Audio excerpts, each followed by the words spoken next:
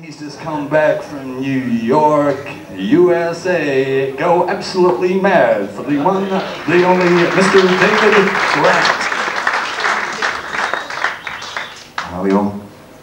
I won't do the same opening I did in New York. I made the mistake of actually walking on stage in New York and going, "Everyone on the floor!" Sorry, day job. 12 people in the audience actually opened fucking fire on me. I reckon being a bank robber would be easier than being a stand-up comic. You think about it. You walk in, "Everyone lay on the floor!" What are they going to do? Heckle? Oh, I fucking heard it, mate! To go outside and write some new stuff. Get the money, I have a nuclear weapon. Oh no. New York is a weird place, it's a very tough place. I was walking through a cemetery and had a tombstone and said, "What the fuck are you looking at?"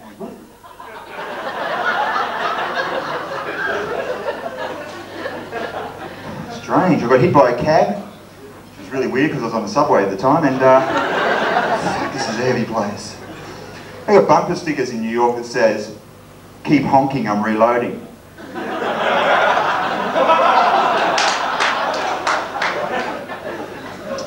It is a scary place, I mean that sincerely, because they had this guy from the National Rifle Association. They're the people who are pro everyone carrying a gun. And this was his argument. "You know, guns don't kill people, I do." And bonus, mate, thank you very much. I missed a lot of things while I was away. Most of all, I missed our adverts. We have the best ads in the world. We have this ad. "Short skirts are back in. Are they? You know, you used to look good in a mini." Did I?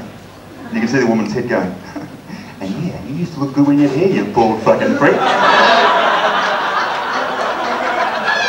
The other one with the young girl sitting at breakfast going, "Oh, Mum, stop stretching my red skirt, you fat bitch! And leave the white top alone." And then we've got David with his dimples. Dave with his dimples. "I'll leave some for us. The things we do." Don't tell him Laura Harris is a lesbian. And he'll eat it by the boxful. Now I said that in Geelong, and the Geelong Footy Club went, "Ugh!" And some guy yelled out, "Variety pack!" And I went, "Oh, you're right, mate, yeah, fine." And the ad I missed most of all while I was away was this ad. "So you flew on an invisible dinosaur, bumped into a cloud, fell down, hit the ground, and that's how you hurt your knee.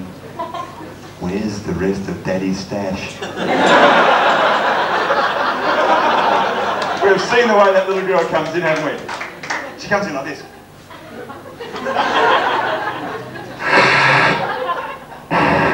"I was on this dinosaur ride, Dad, and this cloud just pulled right out in front of me. And may I say, Dad, you've grown some exceptional stuff this year. It's the best yet." Every year I try and grow some dope, every year. Every year I do. For the drug officers in the audience tonight, I'm just joking. For those of us who want to buy some, see me after the gig. And I try and grow some every year, and like you've got to put the cotton wool down and put the seed down, and mine always gets about as high as a cigarette paper, and I think, fuck it, there must be something in it. Alright, so you don't do that, right? Just me. Good. That's out of the act. Oh, someone goes, "Yeah, thanks for bringing my critics in." Now, I've got a mate who grows a bit of dope, and he actually got caught for selling marijuana in Footscray just recently. He actually had the most ingenious disguise. He actually had a Mr. Whippy van with a W rubbed off, Mr. Hippie.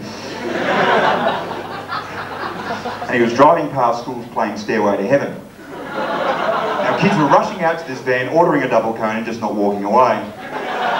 "Fuck, this is good shit, man. Can we have some nuts or something in our hand?" "We don't care. Anything." They caught another woman in Footscray with 40 plants in her backyard. She went to court, as you tend to do. And my lawyer's going, "Admit nothing, shut up." Yeah, went to court, and she said to the magistrate, "I'm terribly sorry, Your Honour, they are for my own personal use because I have trouble sleeping." The magistrates leaned forward and going, "Fucking 40 plants, how long do you want to fucking sleep, eh?" Yes, I've got a mate who grows a beard though. He's Gary Robinson, his name is. He lives at 46 Balcon Place in Dingley. We'll all pop round for a bong. Gary! I know a mate who knows you. Pop in. But he grows some every year, and he says to me every year, come round, I've grown the ultimate plant. And I wouldn't normally go around to a guy that says that, except that he sits there for hours trying to change his fish tank with a remote control, so I think, fuck it, he's probably growing some good stuff. Call me crazy, chances are it's good. Now I get round there, and he's got, go out the back, and he's got his 3 plants laid out on big deck chairs, with sunglasses on, because he fucking looks after his plants, right? And I said, well, which one's the best plant? He goes, oh, I can't believe I smoke with you, David. He goes, it's the middle one. I go, well, how do you know? He goes, it's got a praying mantis on it. Big fucking deal. He goes, it's been there for 4 months. I've got down next to this praying mantis and it's gone, I'm fucked, man. You don't have any Tim Tams with you, do you, brother? Right next to it, there's this ladybug walking backwards and forwards, really paranoid, going, I can't go out wearing this. I always wear this. Ladybug, the only bug you can see fucking from a satellite. The interesting thing is that he's on the dole, this guy, and when I came back from the States, I tried desperately to get on the dole. I don't know if any of us are on the Keating Scholarship, but I did try desperately to get on the dole. And you have to do things like an interview to get on the dole. A fucking interview to get on the dole. I remember the old days, you'd be sitting down the dole office and you'd hear Michael Galbraith, Gary Robinson, Brian Schofield, Dave Grant. I'd walk up and get 4 fucking checks.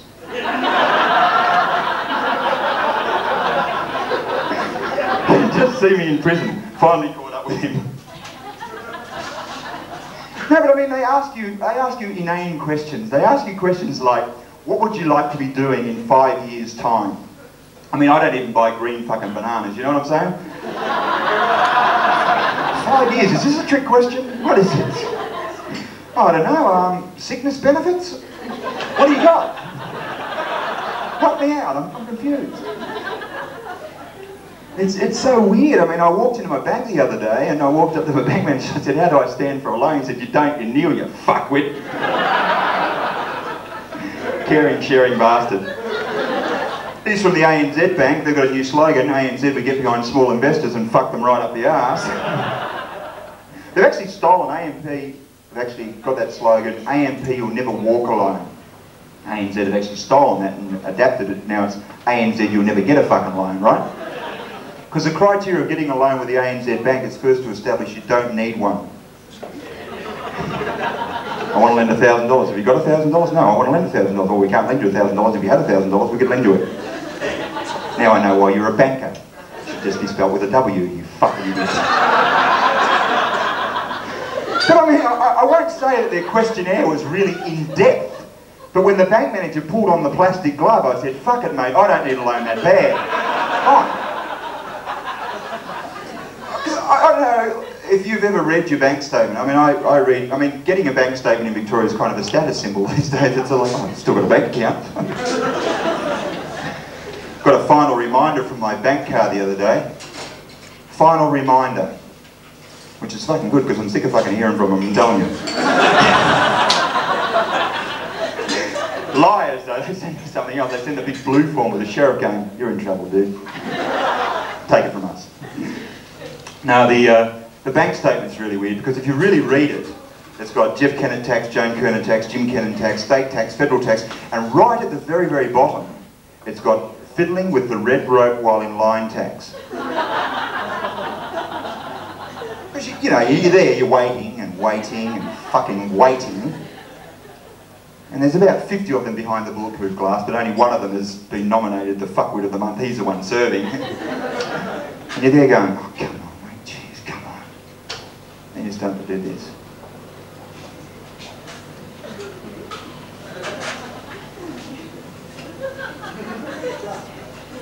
And then you start to think this.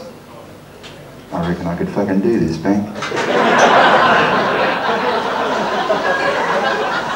Because you look at the camera like this, that doesn't even look like it's fucking on. There's some security guard up in a tower going, oh, another fuckwit doesn't think the Cameras on, great.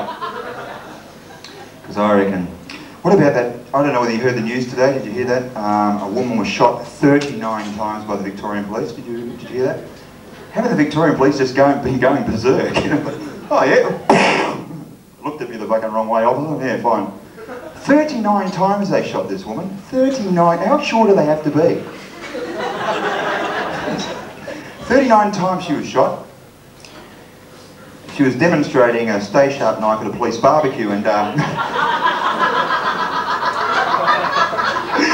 woman demonstrating Tupperware went, fuck it, I'm gone, I'm out of here. What about the Queensland journalists? What geniuses they are. This is a story from the Queensland Herald Sun. A dog was found dog paddling 15 kilometres off the Queensland coast. Like, what the fuck else would it have been doing? Fuck, I might have to dog paddle for a while.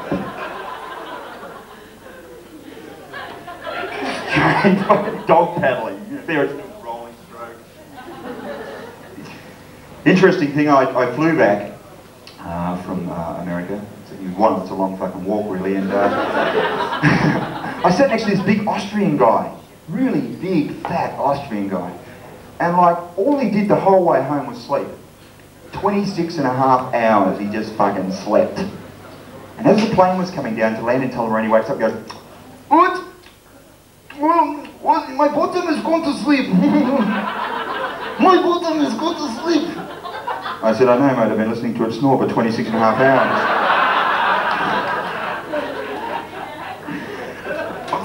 I'm leaving the airport, right? And it's like, this is my life.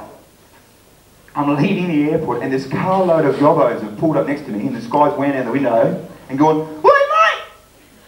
You want a fucking drink?" And I'm going, "What? You want a fucking drink?"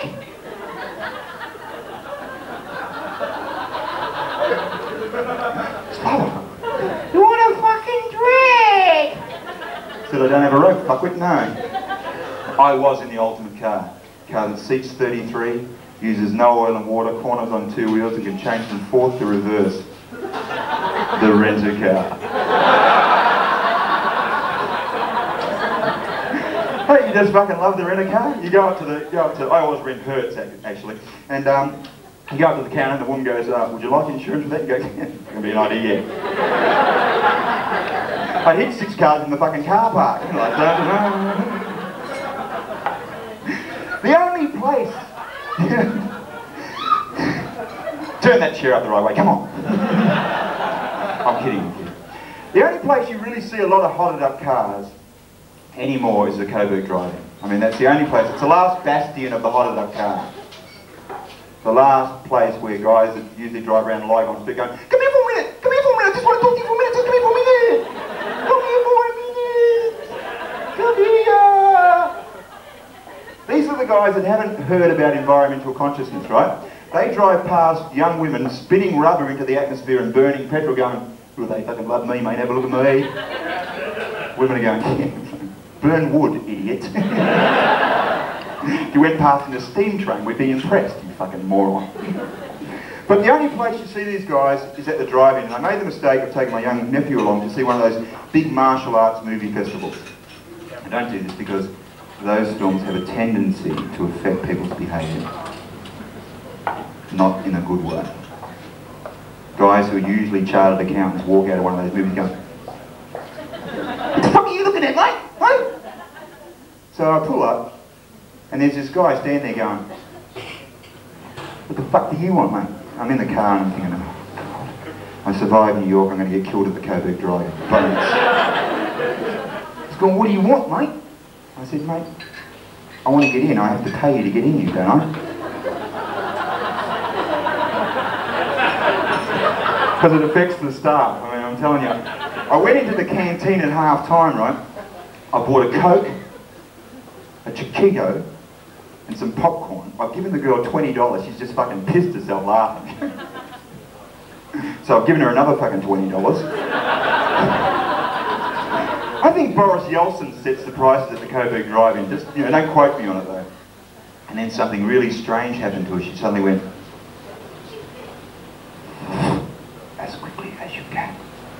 change from my hand. Fucking called it tip, see you later. But the really weird thing happened was when I was standing in the urinal. I wasn't standing in the urinal, but it's hard to tell at the Coburg driving, you know what I mean? There was lifeguards with flags going, don't go in the flags. Stay over to that side. There's a fucking rip. Anyway, I'm standing there and this guy comes somersaulting in black pyjamas and goes, what? Excuse me, are you pissing there? So I just pop my dick in, piss down my pants and go, no, it's fine. You can piss there, that's not a problem. As I'm walking past the cubicle, I hear this guy in there going, what's on? What's on? What's on? What's on? What's on? What's on? He was getting really, really quick.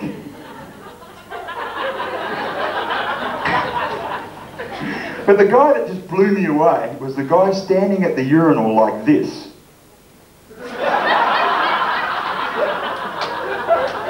Ladies and gentlemen, that's all I've got time for tonight. Thanks very much. See you again. Cheers. Tommy Johnson.